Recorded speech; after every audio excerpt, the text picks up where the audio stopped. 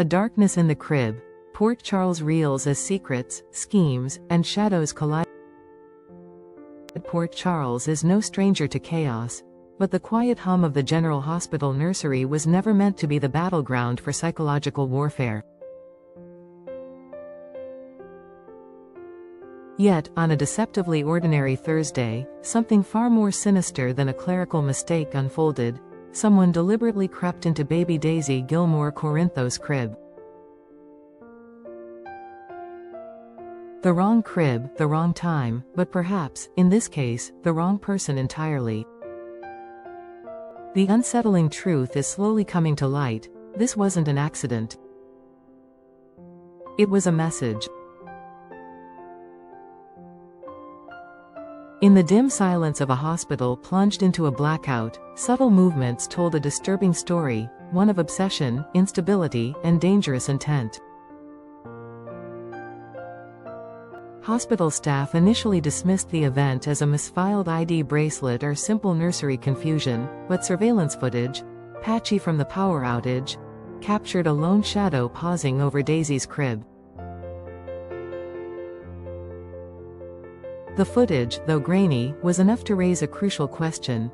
Was this a mother pulled by some subconscious longing, or a stalker executing the first step in something more chilling?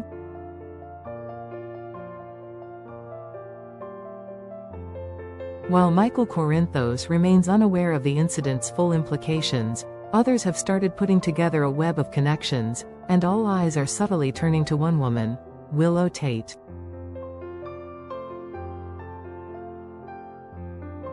Recently sent on a restorative retreat by her partner Drew Kane, Willow was supposed to be resting far from Port Charles. But insiders now whisper that Willow may never have truly left town. Mental strain, repressed trauma, and unresolved grief over her tangled maternal history have some believing she may have wandered back in a fugue state.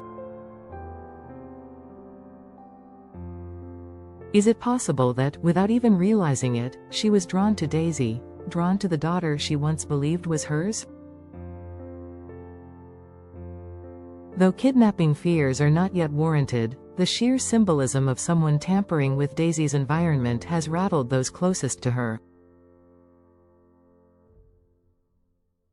A baptism is looming, a celebration of life and love, but the specter of this breach has cast a long shadow. For now, Daisy is safe. But that sense of safety is increasingly becoming a fragile illusion. Meanwhile, Michael finds himself standing at the crossroads of fatherhood and heartbreak. His conversation with Sasha Gilmore left him reeling, not from bitterness, but from a quiet, searing ache. Sasha, who remains adamant about raising Daisy independently, has promised not to cut Michael out of their daughter's life. But the promise offers him little comfort. Jason Morgan, ever the cautious voice of reason, pressed Michael about his true feelings. Is he really ready to accept a supporting role in his child's life? Or is he merely surrendering to a situation he cannot control?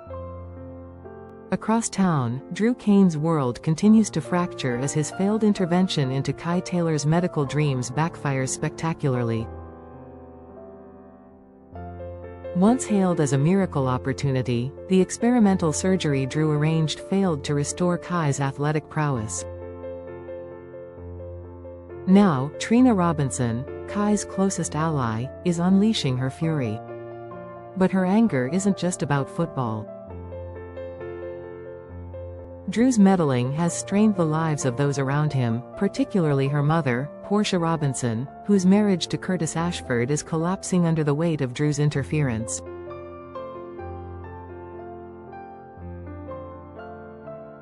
When Jocelyn Jacks steps into the firestorm, trying to calm Trina's storm, she's met with a chilling promise.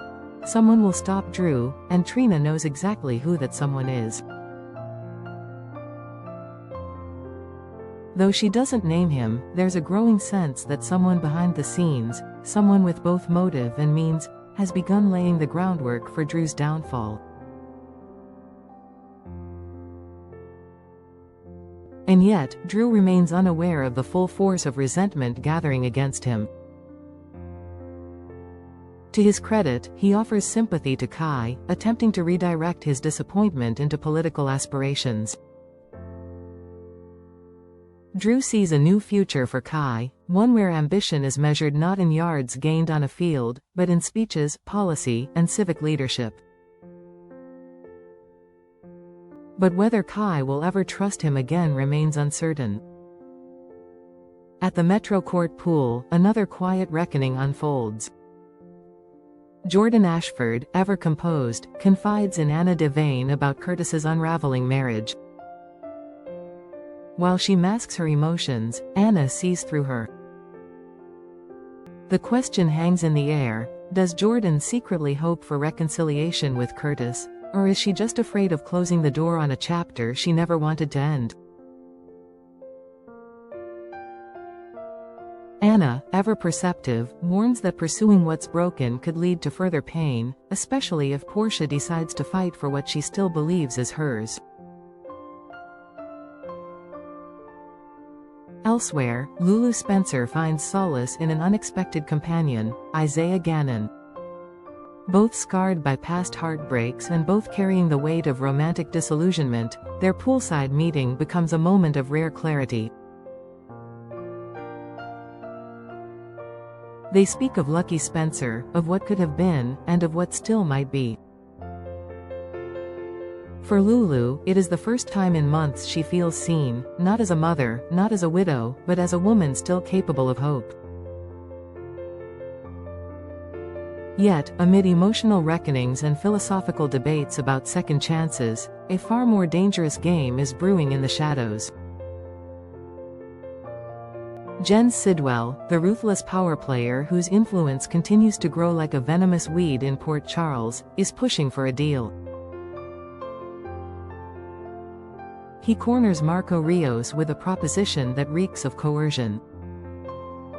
In exchange for written assurances tied to Natalia Ramirez's deposition, Marco might be willing to play ball.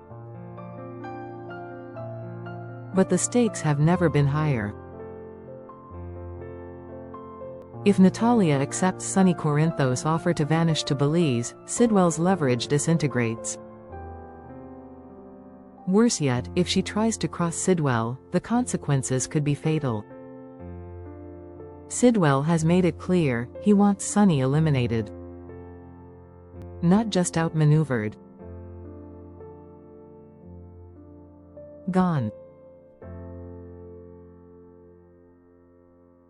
His campaign to erase Sonny's legacy is growing bolder, more violent, and increasingly public. The tension reaches its boiling point when Sonny confronts Sidwell head-on, issuing a warning that crackles with menace. "Nobody threatens my family and my life." Those words hang heavy in the air as Port Charles trembles on the edge of a war. Because this is no longer just about territory or influence. It's about vengeance, legacy, and survival. The pieces on the chessboard are moving rapidly now. Willow's descent, or awakening, remains unclear. Michael is torn between paternal love and loss. Trina's thirst for justice risks setting off a chain reaction. Drew, oblivious to the growing dissent, may be steering toward a personal collapse. Sidwell tightens his grip, and Sonny prepares for the bloodbath that may follow.